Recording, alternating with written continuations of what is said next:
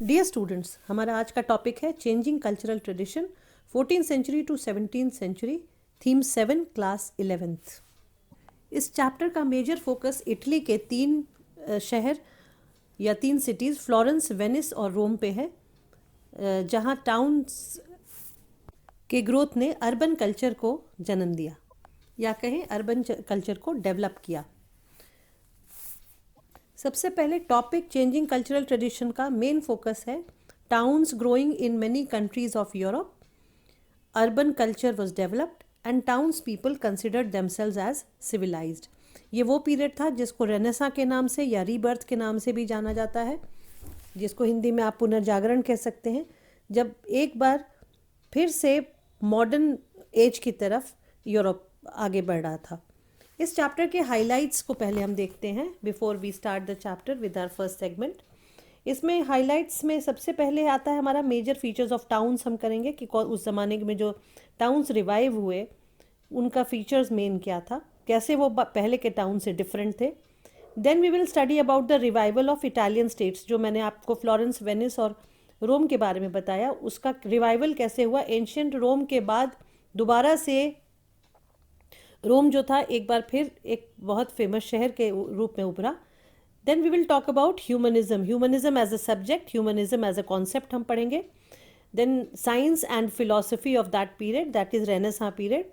Then art and realism, art ऐसा जो कि बिल्कुल रियलिस्टिक लगे, उसके बारे में हम फोकस करेंगे। फिर हम उस समय के बिल्डिंग्स को देखेंगे, आर्किटेक्चर के बारे में पढ़ेंगे, किस तरह से क्या नई चीज़ें उसमें ऐड हुई, कितना रियलिस्टिक आर्किटेक्चर भी लग रहा था। और एक सब बहुत बड़े रेवोल्यूशन जिसको प्रिंट कल्चर कहा गया, उसके बारे में हम पढ़ेंगे, जिसके बाद बाइबल जैसे जो रिलीजियस एपिक्स थे या बुक्स थे, उनका किस तरह से लोगों को उनकी जानकारी हुई, और उसके अलावा लोगों को पढ़ने में, किताबें पढ़ने में किस तरह से काफ़ी मौका मिलने लगा। Then we will talk about new concept of humans. इतने सारे डेवलपमेंट या तरक्की या ग्रोथ के बाद जो ह्यूमंस थे, ह्यूमन बींग्स थे, उनका कॉन्सेप्ट या उनका जो आइडियाज़ थे वो कैसे मॉडर्निटी की तरफ बढ़ रहे थे। Then we will talk about aspiration of women, जिसमें हम ये देखेंगे कि सब तरफ तरक्की हो रही थी रेनेसां के नाम पे, लेकिन स्टेटस ऑफ वुमेन जो था वो अभी भी जेंडर बायस में से इफेक्टेड था, जबकि वुमेन काफ़ी टैलेंटेड थी। Then we will talk about debates in Christianity, खुद क्रिश्चियनिटी में क्वेश्चंस उठने लगे बैकवर्डनेस के बारे में और उसके कॉन्सेप्ट्स के बारे में, और किस तरह से प्रोटेस्टेंट और रोमन कैथोलिक में डिफरेंस हुआ। Then we will also study about the scientific discovery, Copernicus और गैलीलियो जैसे साइंटिस्ट उस समय किस तरह से उन्होंने डिस्कवरीज और इन्वेंशंस किए, लेकिन उनमें से कई काफ़ी चर्च से डरे हुए थे और बता नहीं सकते थे अपनी डिस्कवरीज के बारे में। इसके बारे में हम पढ़ेंगे। और फाइनली रेनेसां कॉन्सेप्ट जो है या जो रीबर्थ है या जो पुनर्जागरण है वो एक्चुअली 14th सेंचुरी में ही हुआ था, इस पे भी क्वेश्चन है, उसके बारे में हम डिटेल में पढ़ेंगे। So let us start with our first segment, the major features of urban centre और towns of 14th to 17th century. पिछले चैप्टर में हमने 14th सेंचुरी क्राइसिस के बारे में पढ़ा था, और हमने ये भी देखा था कि किस तरह से क्लाइमेट एनवायरनमेंट जैसे फैक्टर्स जो थे वो दोबारा जो टाउन्स डेवलप हुए थे उसको फिर से, और इकोनॉमी को फिर से डाउनफॉल पे ले जा रहे थे। Now after this we will talk about this new era which was again the later medieval part of Europe. Major feature of urban centre और towns of 14th to 17th century was, first was Florence, Venice and Rome, all three in Italy became center of learning and art।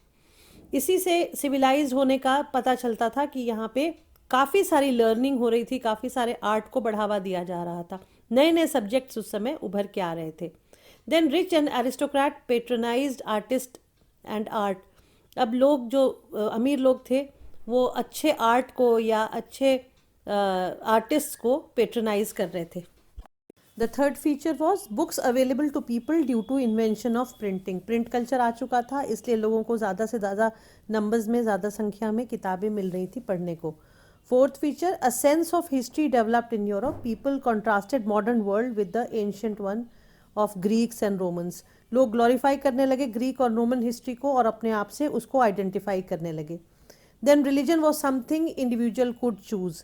इस समय पहली बार ये लोगों को realise हुआ कि church के बहकावे में या दबाव में नहीं आना, अपने हिसाब से हमें अपने रिलीजन को चुनना है.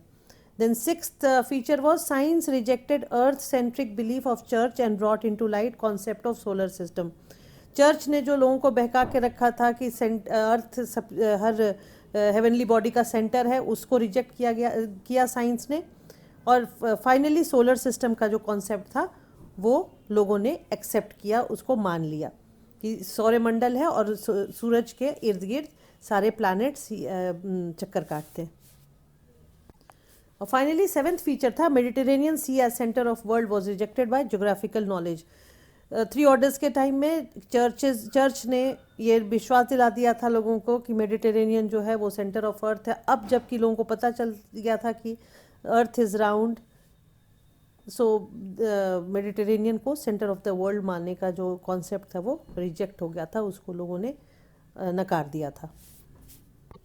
अब देखते हैं कि 14th सेंचुरी के इस हिस्ट्री के बारे में, इस चेंजेस के बारे में, रेनेसा के बारे में हमें कहाँ से पता चलता है. That is what are the sources of history. सबसे पहला था the documents, printed books, painting, sculpture, building, textile from 14th century preserved in art gallery and museum in Europe and America. ये सबसे रिच सोर्स इस समय का हमें मिलता है. प्रिंटेड बुक्स उस समय आ गई थी, वो हमारे पास अवेलेबल है. उस ज़माने की पेंटिंग, उस ज़माने की मूर्तियाँ, बिल्डिंग्स, टेक्सटाइल जो कपड़े या क्लॉथ मिले हैं, ये सारी चीज़ें हमें हेल्प करती हैं मेजर सोर्स ऑफ हिस्ट्री के बारे में जानने के लिए. Then second was 19th century. Historians use the word renaissance to describe cultural change of this period. ये वो समय था जब हिस्टोरियन जो 19th सेंचुरी में जब हिस्टोरियन ने लिखना शुरू किया तो उन्होंने इस पीरियड में इतने सारे चेंजेस आए, इसीलिए इसका नाम रेनेसा रखा. जिसमें जो मेजर हिस्टोरियंस थे वो एक स्विस स्कॉलर थे जैकब बर्डकार्ट, और उनके टीचर थे रैंके जो जर्मन हिस्टोरियन थे. तो मेनली इन दोनों का कंट्रीब्यूशन माना जाता है इस 14th सेंचुरी के या रेनेसा पीरियड के हिस्ट्री को लिखने के लिए. 1860 में बर्कहार्ट ने किताब लिखी थी. He wrote a book called the civilization of renaissance in Italy and he brought attention towards literature, architecture, painting and new humanist culture that flowered in Italian towns in 14th to 17th century. तो Burckhardt की जो किताब थी civilization of renaissance in history, उसमें उन्होंने ये सारी चीज़ों को हाईलाइट किया. उस ज़माने के लिटरेचर को यानी साहित्य को, आर्किटेक्चर को यानी बिल्डिंग के मेकिंग को, पेंटिंग को, उस इन सब को, और ये हाईलाइट ये भी किया कि इस समय इतनी ज़्यादा डेवलपमेंट हुई थी कि इसको रेनेसा पीरियड आराम से माना जा सकता है. Then next source of history was the culture was characterized by man as individual, capable of making his decision, developing his skill, and modern man in place of medieval man controlled by church. Source of history के continuation में, it is not the fourth point, इसमें माना जाने लगा जब ये इस तरह की बुक्स आ गई तो कि इंसान को इंडिविजुअल के रूप में माना जाने, हर चीज़ें इंडिविजुअल के आसपास है. चर्च सेंट्रिक से ह्यूमन सेंट्रिक सारे कॉन्सेप्ट्स आ गए. फिर ये वो ह्यूमन था इस समय जो अपना डिसीजन खुद ले सकता था. उसे किसी नोबिलिटी या किसी प्रीस्टहुड के ऊपर या प्रीस्ट के ऊपर डिपेंड करने की ज़रूरत नहीं थी. उसमें इतना टैलेंट था कि वो अपने किसी भी स्किल को डेवलप कर सकता था, अपने मेरिट पे अपना नाम कमा सकता था. और ये जो मॉडर्न मैन था वो मेडिवल मैन जो कि चर्च से कंट्रोल हो रहा था उससे बिल्कुल डिफरेंट, इंडिपेंडेंट और कॉन्फिडेंट था. फीचर और सोर्सेज के बाद हम सेकेंड सेगमेंट पे आते हैं.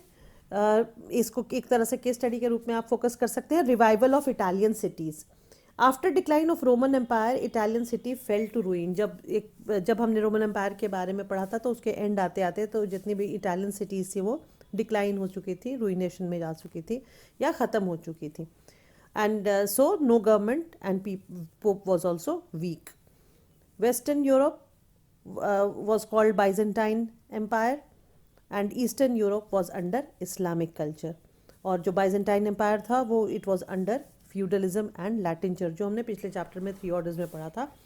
लॉर्ड्स थे जो कंट्रोल करते थे सारे पॉलिटिकल और फाइनेंशियल सिस्टम को, और उसके ऊपर लैटिन चर्च थे जो हर चीज़ को गाइड करते थे और फोर्स करते थे लोगों को एक्सेप्ट करने का कि जो भी चर्च में चल रहा है वो सही है और उसको लोग एक्सेप्ट करें. और इटली जो था वो बहुत वीक और फ्रैगमेंटेड था क्योंकि कोई डेवलपमेंट का काम हो ही नहीं रहा था, सिर्फ अंधविश्वास की चीज़ें हो रही थी. तो naturally Italy was very weak and fragmented मतलब टूटा हुआ या अनयूनाइटेड।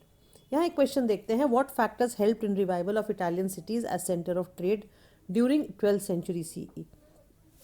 थोड़ा पीछे अगर 14th सेंचुरी के जाएं तो हम देखेंगे कि ये जो रुइनेशन था या ये जो बर्बादी थी इटली की, वो किस तरह से रिवाइव हुई, किस तरह से उसको चेंज किया गया as centre of trade.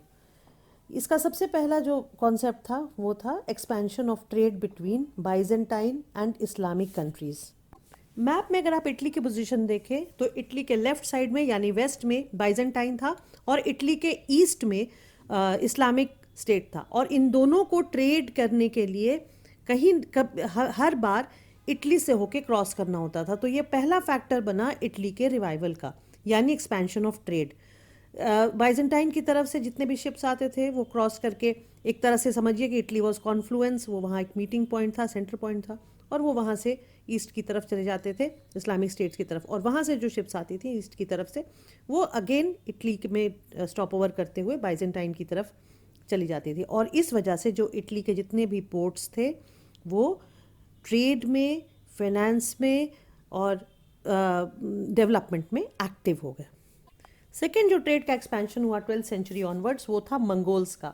Mongols open trade with China via silk route and trade with western Europe.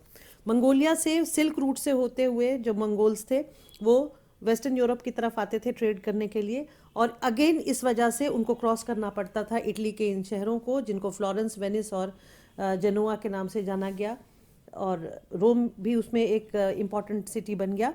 तो इन सब सिटीज़ को क्रॉस करना पड़ता था, इसलिए ये सिटीज़ जो फाइनेंशियली या मॉनेटरी टर्म्स में काफ़ी इम्पॉर्टेंट हो गई और ट्रेड रूट की वजह से काफ़ी प्रोमिनेंस में आ गई। So this made them independent city states and not a part of powerful empire. जो कॉन्सेप्ट था पुराने एम्पायर के एक छोटे से पार्ट का वो ख़त्म हो गया, और ये अपने अपने सेंस में सारे सिटी स्टेट्स बन गए।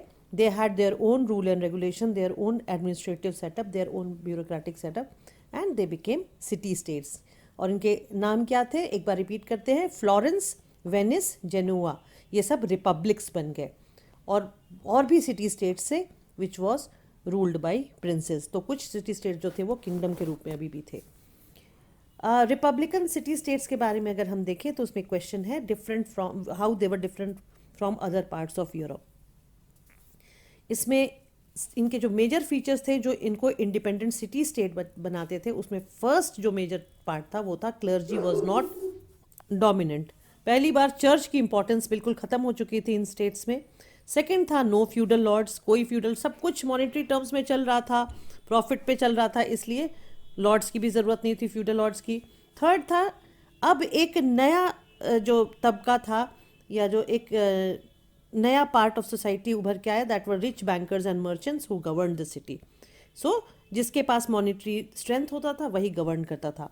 Then idea of citizenship struck roots, लोगों की इंडिविजुअल इंपॉर्टेंस बढ़ गई और इसलिए उनको सिटीजन माना जाने लगा और उनको सिटीजनशिप की वैल्यू पता चली, और उस वजह से ये सिस्टम डेवलप हुआ। उसके बाद citizenship enjoyed even by people ruled by military. Even इनमें जितने सिटी स्टेट्स थे जिसमें मिलिट्री रूल भी था, वहाँ पे भी लोगों को सिटीजन के रूप में देखा जाने लगा। People became very important because people had started generating their talents and merits to make new things और टू जनरेट न्यू थिंग्स। चलते हैं थर्ड सेगमेंट की तरफ, universities and humanism during renaissance. Monetary development या इकोनॉमिक डेवलपमेंट के अलावा इन city states में अब प्रिंट कल्चर के आने के बाद से एक एजुकेशन का भी दौर चल पड़ा था और नए नए सब्जेक्ट्स इस समय ऊपर आ रहे थे। तो यहाँ हम 3 क्वेश्चन पे फोकस करेंगे एक साथ। Name the Italian cities which became the centre of education during early modern Europe. Then second question will be define humanism, how did it differentiate with medieval religion. And third will be what was the most important impact on modern education program during 11th century। तो ये तीनों question हम simultaneously चलेंगे। पहला first question देखते हैं, name the Italian cities which became centre of education. Earliest European city where universities flourish was in Italy, जो 2 बहुत फेमस नेम थे, Padua and Bologna. They were the centre of legal studies since 11th century। Why? Because it was a commercial city and they needed lawyers record keepers and notary. तो इन तीन लोगों की ज़रूरत थी। वकील की ज़रूरत थी जो रिकॉर्ड कीपिंग रखते थे, उसकी ज़रूरत थी, नोटरी की ज़रूरत थी जो लीगल पेपर्स बनाते थे। इस वजह से यहाँ पे लीगल स्टडीज़ का ट्रेंड शुरू हुआ। Law was now studied in context of early Roman culture. Base इन्होंने जो हिस्ट्री का बनाया था वो अर्ली रोमन कल्चर को बनाया था, और उस ज़माने में जो लॉज एग्जिस्ट करते थे उसी के बेसिस पे इन्होंने अब मॉडर्न लॉ को भी पढ़ना शुरू किया। मेजर जो एक नेम आता है इसमें who brought this change was Francisco Petrarch 1304 to 1378. According to him, antiquity could be understood through actual knowledge of Greek and Roman culture. तो इस एंटिक्विटी के पीरियड को उसके हिसाब से तभी समझा जा सकता था जब उसके ग्रास रूट में यानी ग्रीक और रोमन कल्चर के बेसिस को हम समझ सकें। एंड क्वेश्चन नंबर 2 and 3 जो है उसको हम एक साथ करेंगे। 2 and 3 को एक बार रिपीट कर लेते हैं। Define humanism, how did it differentiate with medieval religion, और 3 what was the most important impact on modern education program during 11th century. There was much to be learned beyond religion. This culture was labeled as humanism by 19th century historians. जिस तरह से 19th century historians ने इस period का नाम Renaissance दिया था, उसी तरह से इस पीरियड के जो नए सब्जेक्ट्स आए उनको 19th century के historians ने ह्यूमनिज्म नाम दिया। Humanists in 15th century were those who taught grammar, rhetoric, poetry, history and moral philosophy. ये 5 नए सब्जेक्ट्स आए और यही ह्यूमनिज्म से हम ह्यूमैनिटीज़ जो हमारा अपना सब्जेक्ट है उसके बारे में जानते हैं। सो पहली बार इन सब्जेक्ट्स को इम्पोर्टेंस मिली, इनके ऊपर फोकस किया गया। ओरिजिन ऑफ ह्यूमैनिटीज़ का ह्यूमनिज्म का कहाँ है? ह्यूमनिटस वर्ड से है जो लैटिन वर्ड है जिसका मतलब होता है culture. According to Cicero, a lawyer during Julius Caesar's time, he gave this name Humanitas. These subjects were not connected with religion. ये जितने भी सब्जेक्ट्स जिनके नाम मैंने भी पढ़े जैसे grammar, rhetoric, poetry, history, moral philosophy, इनको रिलीजन से कुछ लेना देना नहीं था, अभी भी नहीं है, और इस वजह से चर्च से इनको कोई भी रिलेशन नहीं था। इसके बाद skill development through discussion and debate. इन सब सब्जेक्ट्स को समझने के लिए किसी भी अंधविश्वास की ज़रूरत नहीं थी, सिर्फ डिस्कशन और डिबेट की ज़रूरत थी अपने अपने पॉइंट को प्रूव करने के लिए। Then by 15th century Florence was known for its great citizen and wealth and art. Florence का नाम 3 चीज़ों के लिए काफ़ी ज़्यादा फेमस हुआ 15th century में। पहले तो इसके जो इंडिपेंडेंट सिटीजन्स थे जिनको इतनी नॉलेज थी, इतना कुछ जो पढ़ रहे थे। दूसरा, मॉनेटरी या इकोनॉमिक डेवलपमेंट की वजह से जो फ्लोरेंस में वेल्थ इस्टेब्लिश हो रहा था। और तीसरा, लोग जो आर्ट की तरफ बढ़ रहे थे, अपने टैलेंट को यूज़ कर रहे थे, एक्सप्रेशन दे रहे थे और उसको मैनिफेस्ट कर रहे थे आर्ट के थ्रू। इसके हम अच्छे एग्जाम्पल्स यहाँ देखते हैं। सबसे पहला था दांते एलिगियरी who wrote on religious themes. Second was Giotto who was an artist who painted life like portrait. Third, Florence became an intellectual city, and then the Renaissance man was defined as scholar plus diplomat plus theologian plus artist. ये 4 खूबी almost हर एक renaissance man में claim की जाने लगी, या आप कह सकते हैं पाई जाने लगी। वो स्कॉलर भी था, वो एडमिनिस्ट्रेशन भी देख सकता था, डिप्लोमेट भी बन सकता था, वो थियोलॉजियन भी था, रिलीजन को भी समझता था, और इंडिविजुअलिस्टिक पॉइंट ऑफ व्यू से रिलीजन को समझता था, और वो आर्टिस्ट भी था। इसलिए आप आप पढ़ेंगे कि जितने भी आर्ट पीस ऑफ आर्ट है उस ज़माने के, उसको बनाने वाले लोग बहुत ज़्यादा ट्रेंड आर्टिस्ट नहीं थे, उनका अपना मेरिट था जिसकी वजह से उसको उन्होंने डेवलप किया था। नाउ ह्यूमनिस्ट क्लेम्ड, क्या ह्यूमनिस्ट विश्वास करते थे? They were restoring culture after dark age. तो जब रेनेसां पीरियड इसका नाम दिया गया तो जो 3 ऑर्डर्स वाला पीरियड था, जो अर्ली मेडिवल पीरियड था, उसको डार्क एज माना गया और यही हिस्टोरियंस ने उसका नाम दिया। So the term middle age और period was after Roman decline. यही वाला पीरियड जो मैंने अभी आपको मेंशन किया वो डार्क एज कहा है। Then Renaissance was considered as modern age according to the humanist, but yes, many scholars were reluctant to label any age as dark age, क्योंकि किसी भी पीरियड ऑफ हिस्ट्री को completely डार्क एज कहना बिल्कुल गलत होता है, क्योंकि कहीं ना कहीं कुछ ना कुछ अच्छा डेवलपमेंट हमेशा हो रहा होता है। इसलिए बहुत सारे स्कॉलर्स ने इस फैक्ट को डिनाई किया ये हम किसी पीरियड को डार्क एज के रूप में जानेंगे। अब हम चलते हैं फोर्थ सेगमेंट की तरफ, science and philosophy during renaissance. इसमें एक बहुत इंटरेस्टिंग एस्पेक्ट आप देखेंगे कि अरब का क्या कंट्रीब्यूशन था वेस्टर्न यूरोप के रेनेसां पीरियड के साइंस एंड फिलॉसफी के डेवलपमेंट में। क्वेश्चन होगा, how did Arab translator contribute in spreading Greek works and vice versa. ये वो समय था जब बहुत सारी चीज़ें प्रिंट हो रही थी, लिखी जा रही थी और एक्सचेंज हो रही थी डिफरेंट कॉन्टिनेंट्स में। तो आप अगर देखिए तो वेस्टर्न यूरोप और साउथ एशिया के बीच में जो प्लेस था वो था अरब वर्ल्ड, और वो अरब वर्ल्ड जो था वो लिटरेचर में काफ़ी एडवांस था, और उस अरब वर्ल्ड ने काफ़ी कंट्रीब्यूशन दिया साउथ एशिया की लिटरेचर वर्क को यूरोप तक पहुंचाने में, ट्रांसलेट करके, और यूरोप के लिटरेचर को साउथ एशिया की तरफ ट्रांसलेट करके पहुंचाने में। So let us see the answer. Writing of Greek and Roman were familiar to monks and clergyman in middle ages, but it did not spread. जो हमने पहले देखा था कि जो क्लर्जीमैन थे वो पढ़ने लिखने का जो काम करते थे वो लिमिटेड थे एक पर्टिकुलर अपने एरिया में। In 14th century, scholars began to read translated work of Greek writers like Plato and Aristotle. And how was it possible? This was possible as Arab translator preserved and translated ancient manuscript. प्लेटो को अरब में अफलातून कहा जाता था, Aristotle को अरस्तु कहा जाता था अरेबिक में। तो और इनके जो ट्रांसलेटेड वर्जन थे उनको इन्होंने प्रिजर्व करके रखा था, जिस वजह से बाद में 14th सेंचुरी के स्कॉलर्स उसको पढ़ पाए। Then Greek translated works of Arabic and Persian scholars for other Europeans, and for example natural science, mathematics, astronomy, medicine, chemistry, ये सारी चीज़ें ट्रांसलेट होने लगी और ज़्यादा से ज़्यादा लोगों के पास पहुंचने लगी, और ज़्यादा से ज़्यादा कॉन्टिनेंट्स में भी एक्सचेंज होने लगी। एग्जाम्पल है यहाँ टोलेमीज वर्क ऑन एस्ट्रोनॉमी। टोलेमी जिनको फादर ऑफ जोग्राफी एक तरह से बोला जाता है, उनको उनका जो एस्ट्रोनॉमी पे जो उनका वर्क था that was translated to Greek. For example Ibn Sina of Islamic world was man of wisdom for Italians, Avicenna in Latin. Latin में जिसको एविसेना कहा जाता था वो एक्चुअली में इब्न सीना उसका वर्जन था। देन अल राजी वाज एन अरब फिजिशियन और उसको लैटिन में राजिस कहा गया। Then Ibn Rushd who was called Averroes in Latin who was an Arab philosopher, और फिलोसफी को अरबिक में फ़लसफ़ा कहा गया।